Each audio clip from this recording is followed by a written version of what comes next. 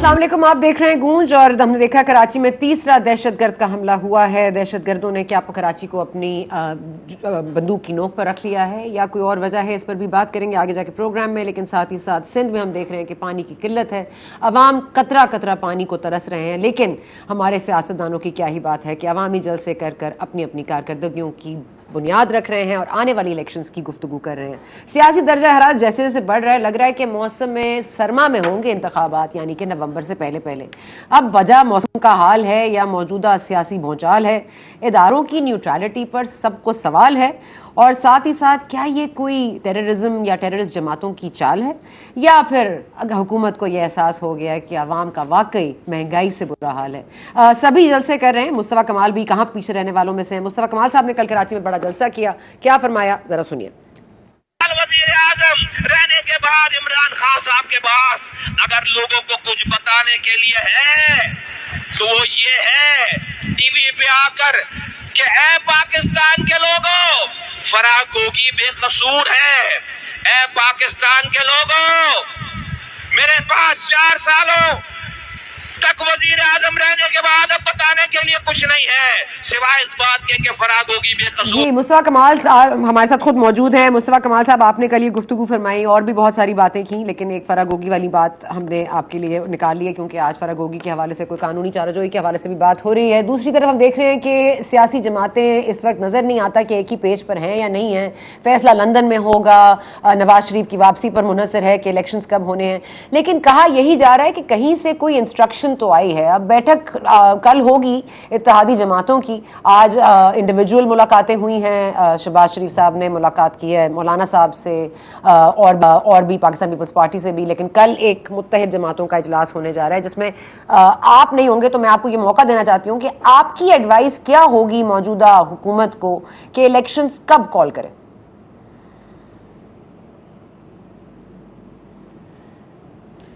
Thank you very much सना, बहुत शुक्रिया for having me in your show. देखिए, जब ये हुकूमत, आज की जो हुकूमत है, जब ये अपोजिशन थी तो ये कहती थी कि भाई ये जो असम्बलियाँ हैं ये जाली असम्बलियाँ हैं, सेलेक्टेड हैं। तो ऐसा नहीं था कि जो लोग हुकूमत कर रहे थे सिर्फ वही सेलेक्टेड थे, बल्कि हुकूमत में जो नई भी थे बहुत सारे उसमें भी सेलेक्टेड थे। और ये जब पूरा इंतखाबी अमल ही जो है वो क्वेश्चन मार्क हो गया, तो मैं समझता हूँ कि आज जो पाकिस्तान को बहुत ज़्यादा कुछ सख्त डिसीजंस करने हैं इकोनॉमिकली और दूसरे हवालों से, वो इस तरह के मैंडेट के साथ ये जमातें मिलकर आपस में शायद नहीं कर सकती। तो मेरी राय पहले दिन से जब से ये हुआ है कि पाकिस्तान को फ्रेश इलेक्शंस पे जाना चाहिए और जो भी फिर पार्टी आती है तो उसका फिर एक मैंडेट होगा और उस मैंडेट के साथ फिर वो डिसीजंस करे और उस डिसीजंस को फिर तमाम लोग उसको ओन करें।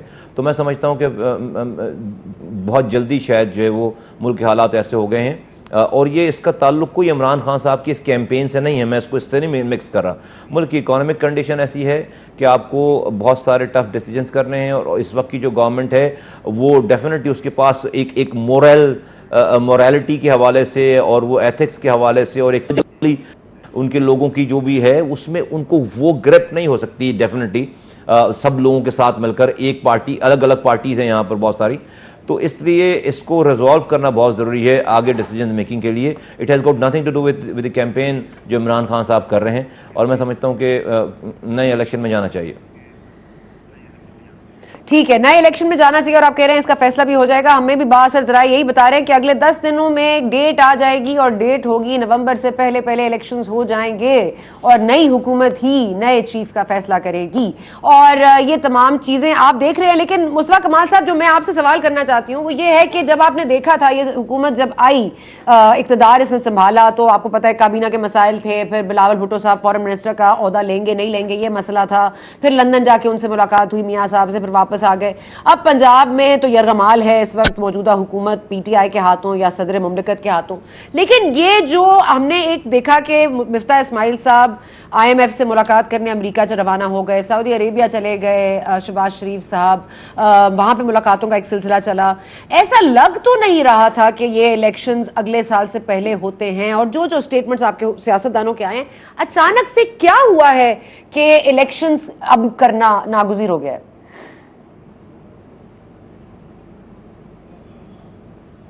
मुझे ये लगता है शायद थोड़ा, और शायद आई प्रॉब्ली बी रॉन्ग, लेकिन मुझे लगता है कि इस पूरे प्रोसेस जो पिछले 2-3 महीने से ये प्रोसेस हुआ है सारा, और इमरान खान साहब की वोट ऑफ नो कॉन्फिडेंस तक की बात है, इसमें जो सबसे बड़ी है वो PMLN है। PMLN ने अपने 4 सालों का जो बयानिया बनाया था, कुछ भी है, वो जेलों में गई, मरीम नवाज साहिबा गई, नवाज शरीफ साहब गए और शहबाज शरीफ साहब गए, उनके सारे लोग जेलों में गए, सब चीज़ें हुई। तो उन्होंने एक अपनी एक बात बनाई थी, अपनी एक क्रेडिबिलिटी बनाई थी, एक अपोजिशन का रोल लिया था और एक सख्त अपने ऊपर सख्तियाँ बर्दाश्त की थी। वो तमाम उनकी जो गुडविल थी और वो बहुत बड़े बड़े जलसे कर रहे थे, वो सब कुछ जो है वो इस 2 महीनों में जब वो तमाम लोगों के साथ मिलकर बैठे हैं, जरदारी साहब के साथ, मौलाना फजल रहमान साहब के साथ, MKM वालों के साथ और दूसरी पार्टीज़ के साथ, तो वो मैं समझता हूँ कि लोगों को के दिल और दिमाग पर वो चीज़ें, उन चीज़ों ने कोई अच्छा असर नहीं डाला। ये जो इमरान खान साहब को आज क्राउड मिल रहा है, मेरा ये बिल्कुल मानना है इस वाली बात पे कि वो क्राउड इमरान खान साहब की मोहब्बत से ज़्यादा इन तमाम लोगों से गुस्से का है, या इनसे इख्तलाफ का है, या इनसे, मैं इसको बहुत ज़्यादा सॉफ्ट करके बोलने की कोशिश कर रहा हूँ कि भाई ये इनकी मुखालफत का क्राउड है। आपको लगता है कि पहले कुछ और था, अब कुछ और है, या आपको लगता है शुरू से यही स्ट्रैटेजी थी? जी नहीं, मुझे लगता है कि पहले कुछ और था, लेकिन जब ये देख रहे हैं, वो मेरा ये ख्याल है कि जब तक ये हुकूमत रहेगी, इमरान खान साहब के साथ लोग क्राउड वो पुल करते रहेंगे। द मोमेंट इन्होंने अपनी हुकूमत ख़त्म की और नए इलेक्शंस का ऐलान करेंगे, मेरा ये मानना है कि वो क्राउड जो इमरान खान के पास लोग हैं, वो वापस अपनी अपनी जो बबल बना हुआ है, बबल बस्ट हो जाएगा और वापस अपनी अपनी जगहों पे चला जाए। ये चीज़ शायद PMLN रियलाइज़ कर रही है और शायद कोई और नहीं, नवाज शरीफ साहब रियलाइज़ कर रहे हैं। तो मैं समझता हूं कि वो इसलिए जाना चाह रहे हैं कि भाई वो खुद को, अभी देखें ना, 4 सालों तक सख्तियां बर्दाश्त करने के बाद जब अगर ये 6-8 महीने गुजार कर हुकूमत में जाते हैं, तो ये एज अ हुकूमत डील कर रहे होंगे और इमरान खान साहब एज एन ऑपोजिशन के तौर पर इनको जो है वो इनकी खामियां बता रहे होंगे, और इस सारी चीजों में जरदारी साहब का कोई नुकसान नहीं होगा। जैसे कि उनके पास फॉरेन मिनिस्ट्री है, लोगों से, आम लोगों से, वो भी हो सकता है ऑपोजिशन, हुकूमत में रहते हुए ऑपोजिशन का रोल प्ले कर रहे हैं वहां पे इलेक्शन के दौर में। तो PMLN इसमें सबसे बड़ी यूजर है। क्या लगता है कि कौन सी जमात जल्द इलेक्शंस की हामी नहीं होगी या सपोर्ट नहीं करेगी? कौन सी इत्तेहादी जमात नहीं साथ देगी जल्द इलेक्शन में, या कौन सी जो है हामी नहीं होगी इस बात की? पीपल्स पार्टी, ठीक है, ओके। ये बता दीजिएगा मुस्तफा कमाल साहब कि वो मरियम साहिबा कल फरमा रही थी कि उनका नंबर ब्लॉक कर दिया है एस्टैब्लिशमेंट ने। ठीक है, वो समझ आ गई मुस्तफा कमाल साहब, ये एस्टैब्लिशमेंट है जो नंबर ब्लॉक कर दिया है, और अब वो इमरान खान साहब फोन करते हैं तो कहा जाता है कि आपका मौजूदा नंबर किसी के इस्तेमाल में नहीं या मयसर नहीं। तो आपको क्या लगता है वो किसी और के इस्तेमाल में है?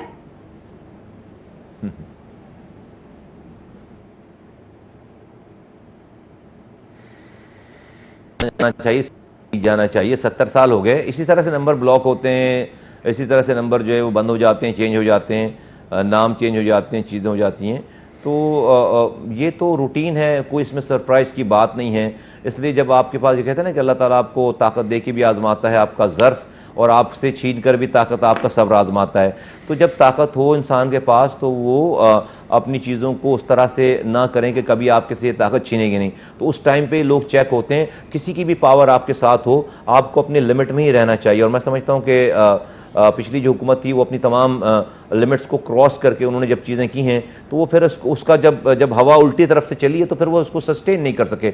और आज मैं समझता हूं कि वो जितनी भी बातें कर रहे हैं, वो लोगों को जो पुल कर रहे हैं, वो ह्यूमन शील्ड के तौर पर लोगों को इस्तेमाल करना चाहते हैं अपनी सारी। उनको पता है कि उनकी क्या क्या चीजें जो है वो बाहर आएंगी, चीजें होंगी। कमाल साहब, आप पर भी ये वक्त आया है, आप पर भी ये वक्त आया है कि आप पे भी जिन पत्तों पर आपने तकिया किया था वो भी आपको हवा देने लगे थे, आपका भी नंबर ब्लॉक हुआ था, आपकी भी सीट नहीं मिली थी आपको। आपके नंबर की क्या सूरत हाल है? आपका फोन महफूज है और आपकी कॉल जारी है?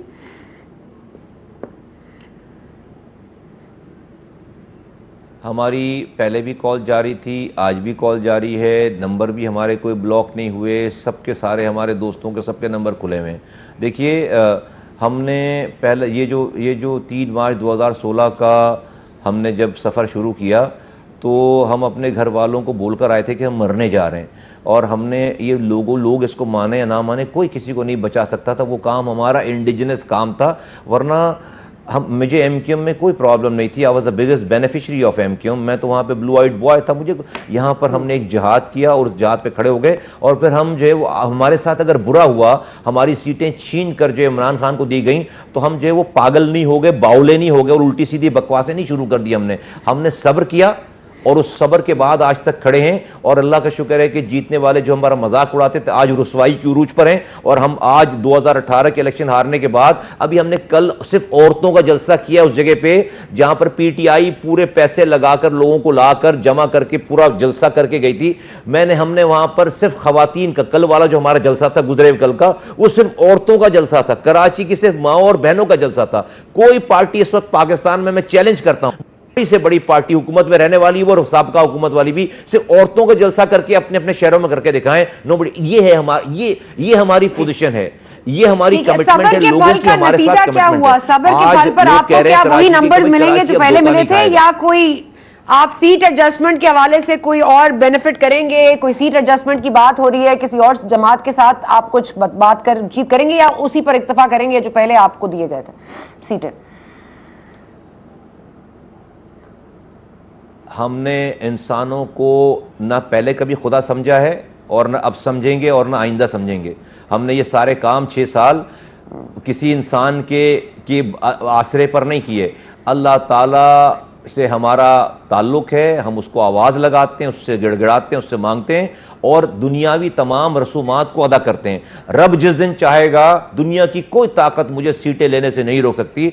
दुनिया पूरी मेरे साथ मिल जाए, रब नहीं चाहेगा मुझे सीट। इमरान खान साहब की तरह अमेरिका पर इल्जाम नहीं लगाऊंगा कि उनकी हुकूमत खत्म हो गई। अमेरिका से नहीं खत्म हुई हुकूमत अल्लाह ने खत्म की है। इमरान खान साहब तो जो है वो जो आज कह रहे हैं कि भाई वो अमर बिल मारूफ और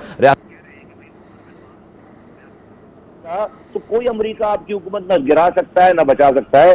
तो सना बीबी हमारा हमने तो उनको जान का खतरा भी है। मुस्तफा कमाल साहब जान का खतरा भी है। अब तो साजिश कौन कर रहा है जान के खतरे की, ये बता दीजिए। उनकी जान को खतरा है, आप उनसे एम्पैथाइज तो कीजिए।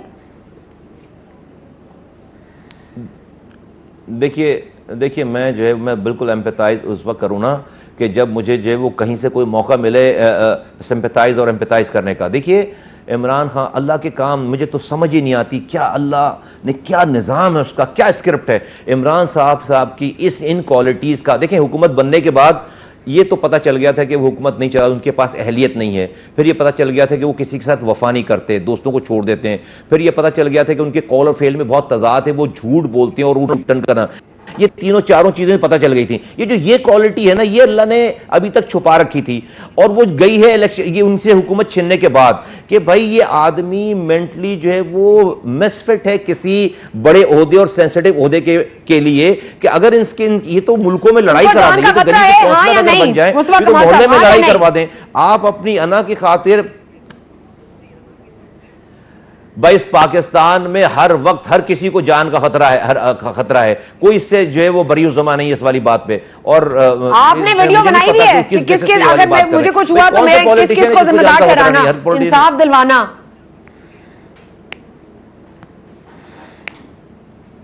नहीं, वीडियो बनाने से क्या हो, जब मैं ही चला जाऊंगा तो वीडियो का क्या होगा? वो लोगों को जब इंसाफ दिलवाना होगा लोग ठीक हो गया। मुस्तफा साहब लास्टली अगर किसी जमात के साथ इत्तेहाद करना पड़े तो किसके साथ करेंगे? चले जाएंगे हर उस जमात के साथ इत्तेहाद करेंगे जो हमारी बात मानेगी। और हमारी बात क्या है, हम आइन में 3 आइनी तरमीम चाहते हैं। एमपी वजीर आज़म की तरह लोकल गवर्नमेंट के डिपार्टमेंट आइन में लिख दो, एनएफसी अवार्ड की तरह पीएफसी अवार्ड आइन में लिख दो। नहीं, कोई जो भी आएगा हमारे मैंडेट को चाहेगा मानेंगेगा। मैं अभी इतनी बातें कर रहा हूं पीटीआई के लिए, साहब के लिए, नवाज शरीफ साहब के लिए और XYZ कोई भी हो, जो भी 3 आइनी तरमीम, हाँ, अगर उनके पास, अगर वो पंजाब जीत कर आ जाते हैं और उनको जो है वो वोट चाहिए और अगर हमारा इलाक होता है, मैं तो हमारी देखिए दुश्मनी कोई नहीं है, कोई किसी से दुश्मनी नहीं है। मेरे पास ड्राफ्ट बना हुआ, मुझे मिनिस्ट्री नहीं चाहिए। अगर हमारे पास मैंडेट आया तो कहेंगे भाई क्या चाहिए, तो मैं एमक्यू वालों की तरह अपना सौदा नहीं करूंगा। ठीक है मुस्तफा कमाल साहब, all have time for, thank you so much. आपका हमेशा ही जबरदस्त आप गुफ्तगू करते हैं और बिल्कुल ही फास्ट पेस होती है। अब हमारे साथ जाहिर है हम बात करेंगे क्योंकि अब इतने हफ्ते हो गए, काबीना भी बन गई, तश्कील हो गई, लंदन में मुलाकातें भी हो गई। भाई अगर इंतखाबी इस्लाहात कराने हैं तो रोक कौन रहा है? आपके पास तो अपर हाउस में, लोअर हाउस में, दोनों में आपके पास अक्सरियत है, लेकिन बिलावल भुट्टो साहब ये ज्यादा जरूरी समझते हैं कि वो ये बता सकें कि एक्चुअली में साजिश कहां रचाई गई थी। बिलावल भुट्टो साहब ने कल क्या कहा, जरा वो भी सुनिए। ये बैरूनी साजिश नहीं, ये पार्लियामान का, ये आईन का, ये जमहूरियत का कामयाबी है। सिलेक्टेड कहता है कि व्हाइट हाउस में साजिश हुआ, व्हाइट हाउस ने मेरे खिलाफ साजिश किया, व्हाइट हाउस ने नहीं, बिलावल हाउस ने आपके खिलाफ ये साजिश। जुल्फिकार बदर साहब हमारे साथ मौजूद हैं, बिलावल भुट्टो के तर्जुमान भी हैं। बहुत शुक्रिया जुल्फिकार बदर साहब, आपने हमारे लिए वक्त निकाला। सबसे पहले आपसे ये सवाल करेंगे, कल तो बैठक लगेगी, आज भी पीपल्स पार्टी से मीटिंग हुई है शहबाज शरीफ साहब की। आप क्या समझते हैं, दो कहा जा रहा है कि ऑप्शंस दिए जाएंगे, अर्ली इलेक्शंस या फिर नेक्स्ट ईयर, और फिर अगर नेक्स्ट ईयर करने हैं तो फिर मुश्किल फैसले करने होंगे। तो मुश्किल फैसला तो अदम एतमाद भी था, मुश्किल फैसले तो और भी थे, मुश्किल फैसला तो आपके तमाम तर चीजों में है, लेकिन ये आपको क्यों लगता है कि ये अचानक से एक तेजी नजर आ रही है? क्योंकि हुकूमत जो पेस पे चल रही थी शुरू में, वो यही बताती थी कि इलेक्शंस इस साल नहीं होंगे, और जाहिर है कि एक मंत्रा था इमरान खान साहब को, उसकी भी नफी कर रही थी। आज ये खबरें गर्म है कि मौसम सरमा में इलेक्शंस हो जाएंगे और नई हुकूमत नए चीफ का इंतखाब भी करेगी। तो ये मौसम का हाल है या किसी की चाल है या किसी के हस्बे हाल है ये फैसला? बिस्मिल्लाहिर्रहमानिर्रहीम, thank you very much for inviting me to your show. देखिए, ये जो इलेक्शंस की बात है ना, ये पहले दिन ही डिसाइडेड था। तमाम जो नेशनल यूनिटी गवर्नमेंट के अंदर अलाइज पार्टीज हैं, इन्होंने पहले दिन ही डिसाइड कर लिया था कि जैसे ही हम इलेक्टोरल रिफॉर्म्स करवा लेंगे तो हम उसके बाद इलेक्शन में जा सकते हैं। इसके अलावा कुछ और भी रिफॉर्म्स करवाने थे।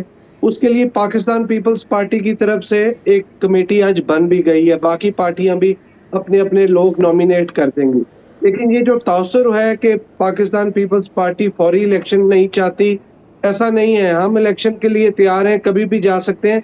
बट उससे ज्यादा जरूरी जो इस टाइम पे समझती है हमारी लीडरशिप और जो बाकी जमातें समझती हैं, वो ये है कि इस टाइम पे पाकिस्तान एक इकोनॉमिक इमरजेंसी और वॉर की सूरत में से गुजर रहा है, जिसमें तमाम पॉलिटिकल फोर्सेस और स्टेक होल्डर्स को एक टेबल पे बैठने के, सर जोड़ के बैठने की जरूरत है और मुल्क और मुल्क के कौम को, अवाम को इस इकोनॉमिक क्राइसिस से निकालने की जरूरत है। क्योंकि इलेक्शंस आप करवा भी लें और ये क्राइसिस अगर रहेंगे तो आप फ्यूचर में भी ना इकोनॉमिकली स्टेबल होंगे, ना पॉलिटिकली स्टेबल होंगे, और पॉलिटिकल इकोनॉमी आगे फ्लरिश नहीं कर सकती without stable economy and without political economy. तो इसके लिए तमाम स्टेक होल्डर्स और तमाम सर, जब सर जोड़ने का मौका था आपकी जमातों को, तो उस वक्त तो आप जोड़ तोड़ में मसरूफ थे और बार बार मुलाकातें हो रही थी ऐसे लोगों से भी जो एंड में आपको ही दगा दे गए। काफ लीग से मुराद है मेरी। लेकिन ये फरमा दीजिएगा कि अब तो वक्त गुजर गया सर जोड़ के बैठने का, और ये इंतखाबी इस्लाहात में क्यों देर लग रही है? इस पर भी आप लोगों ने पहले कोई होमवर्क नहीं किया था, इकोनॉमिकली भी कोई होमवर्क नहीं है, इस पर भी कोई होमवर्क नहीं है, अब होमवर्क शुरू होगा। लीडर ऑफ द ऑपोजिशन अब तक कोई है नहीं, अब ये किसका कसूर है? लेकिन आपके पास अक्सरियत है, आप इंतखाबात लेकर आए, इस्लाहात लेकर आए, आप करें। देखिए, इस्लाहात बिल्कुल जल्दी हो जाने थे, पर अगर सदर साहब काबीना से हल्फ लेने का इनकार ना करते, वजीर आजम से हल्फ लेने का इनकार ना करते, पंजाब के अंदर ये जो आईनी बहरान पैदा किया था गवर्नर साहब ने और सदर साहब ने मिलके, अगर इस किस्म की डिलेज ना आती, गैर आईनी इकदामात ना होते, तो मैं समझता हूँ ये चीजें बहुत जल्दी हो जानी थी। ये इस वजह से डिले हुआ। अब चूंकि कैबिनेट बन गई है और तमाम पॉलिटिकल पार्टीज ने अपनी अपनी लाएअमल खान साहब की स्ट्रैटेजी में वो कामयाब हुए, तो फिर खान साहब कामयाब हुए और आप लोग नाकाम हो गए इसको बचाने के लिए। लेकिन एक वक्फा लेना है, वक्फे के बाद जुल्फिकार बदर साहब इस पर सोचिए, इस पे आपका जवाब के बाद।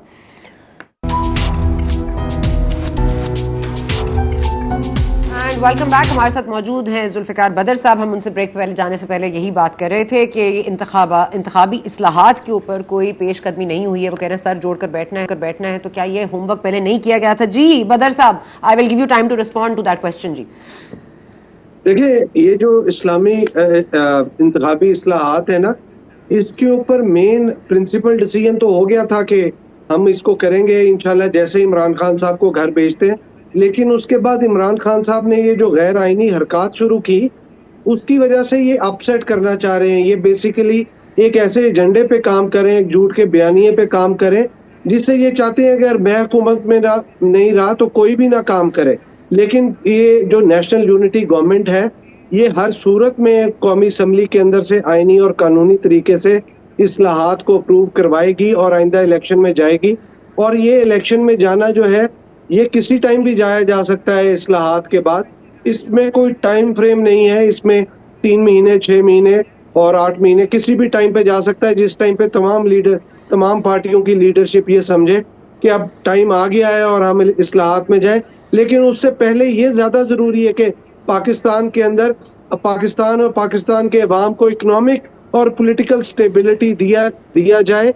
और ये जो इकोनॉमिक क्राइसिस आए हुए हैं इस टाइम पे, इन्फ्लेशन बढ़ी है, इसको किसी तरीके से सर जोड़ के तमाम पॉलिटिकल स्टेक होल्डर्स पाकिस्तान को इस प्रॉब्लम से बाहर निकालें। क्योंकि जब तक ये बाहर नहीं निकलेंगे उतनी देर चाहे आप इलेक्शन करवा दें या जो भी नए लोग आ जाएं हुकूमत के अंदर। बदर साहब, इसके लिए तो बड़ा सीधा मामला है कि जब शहबाज शरीफ साहब ने ओथ लिया था तो आप स्टॉक मार्केट की देख लीजिए उस दिन क्या उसमें रेट पे ऊपर गया था, और आप देख लीजिए कि डॉलर किस रेट पर था, और आप ये भी देख लीजिए कि आपके रुपए जो था उसकी कदर में कितना मजीद नुकसान हुआ है। तो ये इमरान खान साहब ने तो जो किया सो किया, यानी कि वो इफेक्टिव रहे, जो वो करते रहे, और आप इनइफेक्टिव रहे to combat what Imran Khan was doing, which is not. जो आप 9 जमातों के साथ भी 10 जमातें, आप लोग एक इकट्ठे नहीं आ सके, आप इफेक्टिव नहीं हो सके, आप इनइफेक्टिव रहे इमरान खान साहब की स्ट्रैटेजी के आगे कि आईनी बहरान भी वो क्रिएट करते रहे, आपने कोई इस्लाहात भी नहीं की, आपने इकोनॉमी को भी नहीं देखा, और ये जो आप लोगों ने एक गैर यकीनी की सूरत हाल बना दी है कि इलेक्शन अब हो रहे हैं कि तब हो रहे हैं, अब हो रहे हैं कि तब हो रहे हैं। ये इसमें बता दीजिएगा ये किसने माइंडसेट चेंज किया है? क्योंकि पहले तो ये लग रहा था कि ये इलेक्शंस अगले साल ही होंगे। मियां साहब को और जो मरियम औरंगजेब साहिबा, बिलावल भुट्टो साहब, सब यही कह रहे थे 9 महीने तो कहीं नहीं गए। उसके बाद अब अचानक से इतनी जल्दी क्यों हो गई है? देखिए, अगर आप इसको ये समझती है कि इमरान खान साहब कामयाब हो गए हैं, इस मुल्क को तबाही के दहाने पे लेके जाने में वो कामयाब हो गए हैं, इस मुल्क को फॉरेन पॉलिसी के अंदर आपने खुद कहा है कि उन्होंने जो आईनी बहरान किया उस वजह से हम कर नहीं सके, तो आप तो खुद कह रहे हैं, मैं तो नहीं कह रही। उस मुल्क को, अगर पाकिस्तान को वो इकोनॉमिक क्राइसिस में डालने में कामयाब हो गए, मैं तो ये कह रहा हूँ कि अगर उन्होंने आईनी बहरान डाला है तो इस मुल्क को, अवाम को प्रॉब्लम में डाला है, हम उससे बाहर निकल आए हैं। लेकिन जहां जहां वो प्रॉब्लम क्रिएट करे, हमें थोड़ा सा टाइम लगता है आईनी बहरान से बाहर निकलने में, पर इसका मतलब ये नहीं है कि हम करना नहीं चाह रहे। We have the will. और इमरान खान साहब की हर रॉन्ग डूइंग को अगर हम राइट डूइंग पे करना चाह रहे हैं, इसका मतलब ये नहीं कि वो सही है और हम गलत हैं। हम इखलाकियात का दायरा नहीं छोड़ना चाहते। अगर वो गाली की जबान इस्तेमाल करते हैं और हम इखलाकियात की जबान इस्तेमाल करते हैं, इसमें फर्क है। खान साहब तबाही के दहाने पे लेके जा रहे हैं, हम बचाना चाह रहे हैं इस मुल्क को, कौम को। खान साहब की आप क्या बात करती हैं? उनके तो उनको तो खुद खतरा हो गया जान का। आप क्या बचाना चाह रहे हैं? उनको तो खुद खतरा पड़ गया जान का। अब वो कह रहे हैं कि लोग उनको मारना चाहते हैं और वो इंसाफ के लिए अवाम से मांग रहे हैं इंसाफ, क्योंकि आप लोगों को तो देना नहीं है। जी, उनकी तहरीक का नाम भी तहरीक इंसाफ था, जो कि इंसाफ नहीं दे सकी और वो करप्शन के सरगना निकले हैं। माफियाज और कार्टल्स के सरबरा बने हुए थे। उन कार्टल्स और माफियाज के सरबरा को इन्होंने कैबिनेट के अंदर मेंबर बनाया हुआ था, और जब ये 4.25 साल में डिलीवर नहीं कर सके, परफॉर्म नहीं कर सके, कौम को कोई भी अच्छी चीज नहीं दे सके, अब आके ये फिर वहीं से जीरो से स्टार्ट लिया है। और आप कहते हैं कि मैं मुल्क को, कौम के अंदर जो है इंसाफ दूंगा, मुल्क को, कौम को बेहतर करूंगा, आजाद करूंगा। आपको लगता है खान साहब को खतरा है? देखिए, ये तो इस मुल्क के अंदर सबको ही खतरा है।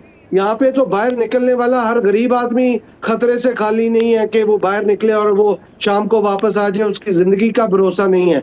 यहाँ पे खान साहब किसकी बात करते हैं? जितनी कीमती जान खान साहब की है, उससे ज्यादा कीमती जान एक गरीब आदमी की है जो बच्चों को रोटी रोजी देने निकलता है।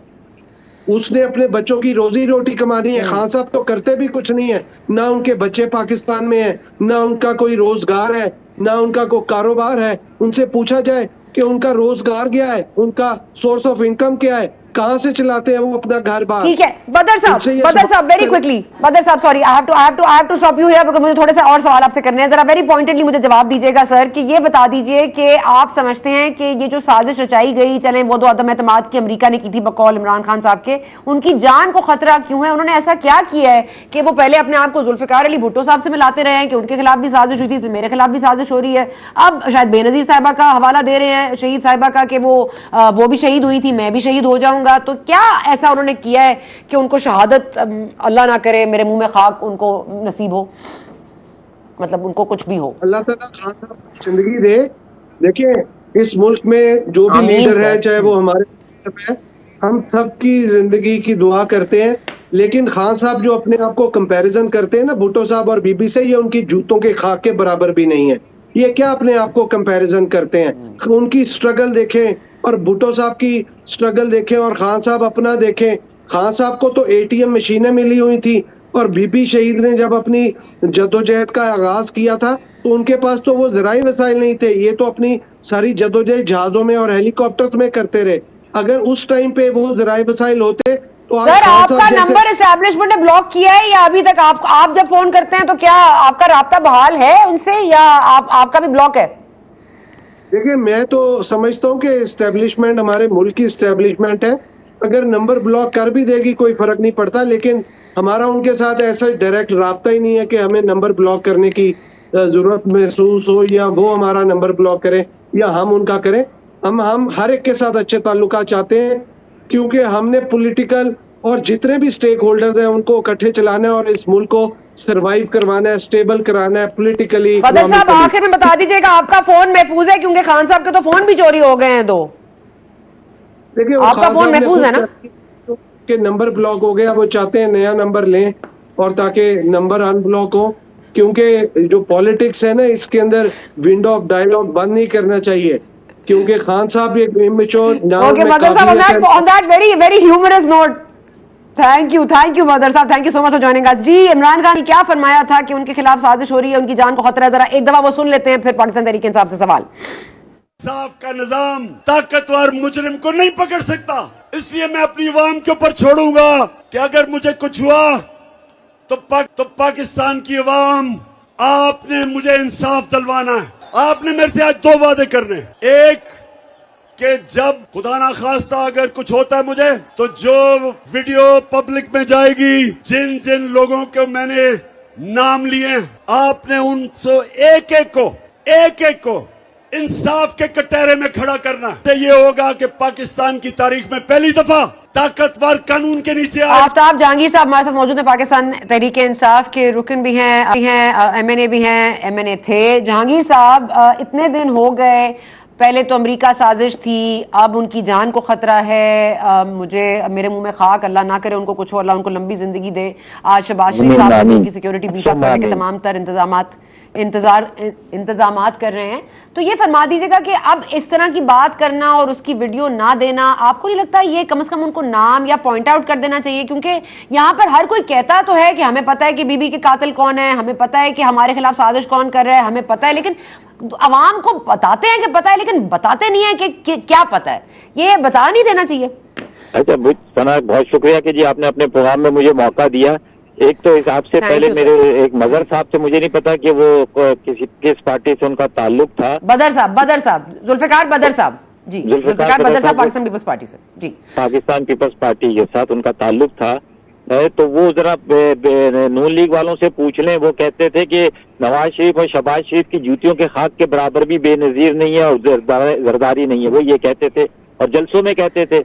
मतलब ये गुफ्तगू अच्छी नहीं है कि कोई किसी के जूतियों के खाक के बराबर भी नहीं। मैं तो सबको बहुत इज्जत की निगाह से देखता हूँ। इख्तलाफ मुझे सियासी हो सकता है और करना भी चाहिए, ये मेरा बुनियादी हक है। लेकिन ये कि ये इस तरह की गुफ्तगू जो है वो इतनी अच्छी नहीं है। बदर साहब से पूछेंगे, कभी जिंदगी रही तो पंजाब में इलेक्शन लड़के देख लेगा। ये बदर साहब जहांगीर बदर साहब के साथ ज्यादा लगते हैं मुझे। सर मैं इसीलिए हर मेहमान को अलग अलग लेती हूँ कि आप लोग मेरे सवाल का जवाब दें, वो जो कह चुके चले आपने उस पर अपनी राय दे दी। सना आप ही के सवाल का जवाब दे रहा हूँ। देखिए बात ये है कि ये साजिश जो है जिसका प्राइम मिनिस्टर साहब ने खान साहब ने निशानदेही की है, बिल्कुल सही है। आपको पता होगा कि जी एक वाकया होता है, बेनजीर साहबा शहीद होती हैं और उसके बाद एक वसीयत आती है जिसमें वो कहा जाता है कि अब जो पार्टी के चेयरमैन है वो उसे एक लेटर की बुनियाद पर जरदारी साहब होंगे। इसी तरह मतलब ये वसीयत जो होती है इसलिए खान साहब ने ये कहा है कि जब मेरे साथ अगर खुदा ना खास्ता आपके नजदीक बीबी ने ऐसा क्या किया था कि उनकी जान को खतरा था? मुझे बता देंगे सर आफ्ताब साहब, आपकी नजर में बीबी ने ऐसा क्या किया था कि उनकी जान को खतरा था और फिर उनको शहीद किया गया? अच्छा, उनके नजदीक ये था कि वो ये कहती थी कि जी मेरा अगर कत्ल होगा तो वो उसके जिम्मेदार जो है परवेज इलाही साहब होंगे। वो ये कहती थी कि मेरा जो कत्ल होगा तो इस तरह से बहुत सारी चीजों का वो निशानदेही करती थी। इसी तरह हम ये कह रहे हैं कि अगर खुदा ना खास्ता कोई वाकया होता है तो ये जो एक पूरी साजिश है अमेरिका की, क्योंकि उस वक्त बेनजीर साहबा कहती थी कि तालिबान के लोग मेरे पीछे लगे हुए हैं, तो इसी तरह हम समझते हैं कि इस वक्त जो रिजिम चेंज हुआ है एक साजिश के तहत, इसके अंदर कुछ बहुत सारे फैक्टर्स शामिल हैं। उसमें अगर कोई वाकया ऐसा होता है तो ये क्योंकि माजी में होता रहा है इसी एहतियात के दर्जे में। वो किसके लिए थ्रेट थी? बीबी किसके लिए थ्रेट थी? क्या इमरान खान साहब भी? क्या तालिबान के लिए तो थ्रेट नहीं है ना ही वो, मतलब मुझे तो नहीं लगता कि वो मतलब परवेज इलाही साहब उनके साथ हैं इत्तेहाद में, तो चले वो भी नहीं है तो फिर कौन है उनके खिलाफ? सुन लेना, अब ये है कि पहले वो सारे फैक्टर जो थे वो समझती थी कि जी हमारे खिलाफ है, अब वो सारे फैक्टर पीपल्स पार्टी के साथ है। लेकिन मैं समझता हूँ कि खान साहब जो है इंटरनेशनली जो है वो, क्योंकि एक लंबी गेम है, आपको पता है कि अमेरिका और चाइना की वार है, रशिया और अमेरिका के ताल्लुकात है, तो पाकिस्तान एक नए ग्रुप की तरफ जा रहा था और उसको मजबूत कर रहा था अपने आप को, मुल्क को। सी पैक था हमारे रशिया के साथ ताल्लुकात बेहतर हो रहे थे हमारी दूसरी तरफ, जो कि तो बेसिकली आप कह रहे हैं कि जान का खतरा भी अमेरिका कर रहा है आपका, क्योंकि नया सियासी फॉरवर्ड ब्लॉक बन रहा था। के साथ जब तक कोई बाहर की कुव्वतों के साथ जब तक कोई लोकल कुव्वतें भी नहीं होंगी तो ये साजिशें ऐसी ही होती हैं। क्योंकि देखें उस बेनजीर साहब के बारे में भी ये था कि गाड़ी के अंदर बैठी थी, उनको किसने साहब भी सर आपके साथ फट गए थे, उनको भी अल्लाह जन्नत में जगह दे, लेकिन उस वक्त आज तक ये नहीं पता चला कि आम की बेटियां रखी किसने। आज तक तारीख आपको किसी की नहीं बता सकी। चला मैं आपको जो बता रहा हूँ कि बात यह है कि बेनजीर साहबा को किसने कहा था कि खिड़की सनरूफ से बाहर आओ, किसने फोन किया था, खालिद शहनशाह के साथ क्यों खालिद शहनशाह का मर्डर हुआ, ये बहुत सारे सवालात है जिसका जवाब मिलना चाहिए। मुर्तजा भुट्टो का जो शहादत हुई उसके जवाबात मिलने चाहिए। उसकी जो वाइफ जो है रन्ना भुट्टो जो है उनकी, वो जो लगाती है इल्जाम, 4 साल आप हुकूमत में रहे, किसी एक सवाल का जवाब तो दे देते, कोई एक सवाल का जवाब दिलवा देते हमें। तो बस करप्शन के आपने जिनकी लीडर शहीद, करप्शन की ट्रक की बत्ती के पीछे लगा दिया, किसी सवाल का जवाब भी दिलवा देते। जिन लोगों ने जरते बांटे थे भुट्टो साहब की फांसी पर, ये उनकी जिम्मेदारी थी कि उनके ऊपर करना चाहिए था। ये हमारी जिम्मेदारी नहीं। आपने 5 साल हुकूमत की है बेनजीर के नाम से, 14 साल से आप हुकूमत कर रहे हैं सूबे के अंदर। आपका काम है मुर्तजा भुट्टो के शहीदों का किरदार तक पहुंचाना, बेनजीरों को, कातलों को सामने लेकर आना, उनके पास जाके उनकी मिन्नतें नहीं करना चाहिए आपको कि जाके जिसको बेनजीर कहे ये मेरा कातिल है, आप उसको अपनी वीडियो मंजर आम पर लाएंगे खान साहब, या वीडियो मंजर आम पर ले आए ना, अगर नाम लें, अगर जरूरत पड़ेगी तो हम लेकर आएंगे, बिल्कुल लेकर आएंगे। और मैं फिर ये कहता हूँ कि हर सियासी आदमी को अल्लाह ताला उनकी जान की हिफाजत करे, चाहे वो पीपल्स पार्टी, नून लीग, किसी भी पार्टी से हो। हम किसी की जानों की सियासत पर नहीं जाना चाहते, लेकिन ये कि एहतियात के दर्जे में बिल्कुल ये जरूरी था कि उन्हें अपना पैगाम रिकॉर्ड करना चाहिए और बताना, जब अगर खुदा ना खास्ता जरूरत पड़ी तो हम इसको बताएंगे भी कि ये किस की साजिश है। अच्छा, मतलब खुदा ना खास्ता आपको जरूरत पड़ी तभी बताएंगे, जरूरत से पहले बता दें ताकि कुछ अवॉइड हो जाए ऐसी कोई ट्रेजेडी। ऐसा नहीं होता, आप भी बहुत समझदार है माशाल्लाह, अच्छे। ऐसा नहीं होता, ठीक है सर, पता कि आप ऐसे काम वक्त से पहले नहीं बताया जाता सर। अच्छा ठीक है सर, कबल इस वक्त बस हुकूमत ही घर जाती है, बताया कुछ नहीं जाता। अच्छा ये बता दीजिए सर कि अब ये जो बताया था उनके साथ क्या हुआ? Sir leader of the opposition अब तक नहीं है, पार्लियामेंट को आप नहीं मानते, इंतखाबी इस्लाहात आपके बगैर पूछे हो जाएंगे, नवंबर में इलेक्शन है, जुडिशल कमीशन की इजाजत दे रहे हैं आपको मौजूदा हुकूमत कह रही है जुडिशल कमीशन बना लें। ये इसमें सो मोटा क्यों नहीं, आपको जुडिशल कमीशन पे इतना एतमाद है, आप जुडिशल कमीशन बना लें अगर जान को खतरा है। सुप्रीम कोर्ट सो मोटो क्यों नहीं ले रही? रात को 12 बजे वो अदालतें खोल के क्यों नहीं पूछ रही कि भाई ऑपोजिशन लीडर क्यों नहीं बनाया तुमने? जब वो हमें इंस्ट्रक्शन दे सकती है, जब स्पीकर को इंस्ट्रक्शन दे सकती है, तो ये भी 63 के लिए आप लोग ताखीर मांग रहे हैं, आप लोग डिले कर रहे हैं, तो वो आपको डांट रहे हैं कि आप हमें क्यों इल्तवात में जाना चाहते हैं। आप लोग 63 की तशरीह पे भी फास्ट फॉरवर्ड नहीं हो रहे, तो वो मोटो किस खुशी में ले लें? नहीं, उनको वो तो शौक है ना। आज ये देखिए, हर दौर में कोई ना कोई होता है। ये जुडिशियल मार्शल लगा है इस दफा। तो सर जुडिशियल कमीशन है, बना लेना, आपको भी सुओ मोटो का इंतजार है। जिन्होंने ये जिम्मेदारी ली है वो बनाए ना सना, जिन्होंने जिम्मेदारी ली है वो बनाए। चले जी, कि हमने मुल्क को संभालने की, मुल्क को संवारने की, मुल्क के कानून को बेहतर करने की, मुल्क के आइन की तशरीह करने की जिम्मेदारी ली है, तो वो ये सारी चीजें सर 74-75 साल से रीडिंग बिटवीन द लाइंस में फैक्ट छुपे हैं पाकिस्तान के, आज आप फिर बिटवीन द लाइंस गुफ्तगू कर रहे हैं। चलें, वक्फा ले रही हूँ। थैंक यू आफ्ताब साहब, clarity in your thought. Thank you very much. Thank you for joining us and thank you for trying to give you clarity, but I have received none. अब वक्फा लेने जा रहे हैं, वक्फे के बाद आएंगे तो नून लीग से सवाल करेंगे सीधा सीधा कि अगर मयसर नहीं है दूसरा आपको सहूलत इस टेलीफोन कॉल की, तो क्या वो दूसरी कॉल पर मसरूफ है, और वो दूसरी कॉल किस पर जा रही है? लंदन तो नहीं जा रही। ब्रेक के बाद